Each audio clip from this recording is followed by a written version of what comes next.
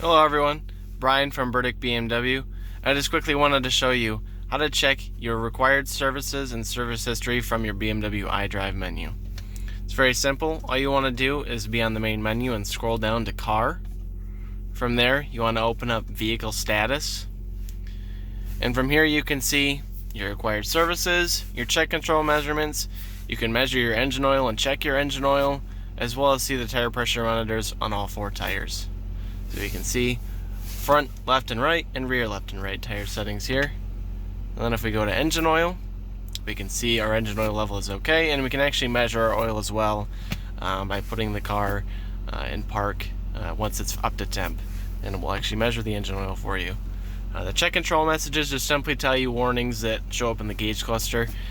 For instance, the only one here is the refuel range, so it just tells us that we need to get fuel here soon. In the required services, it'll actually tell you when you need to get certain services done on your car, such as a vehicle check, brake fluid, brake-in service for this vehicle. That's not going to be for every vehicle, only M-specific models. Then you can actually see your service center on the screen here.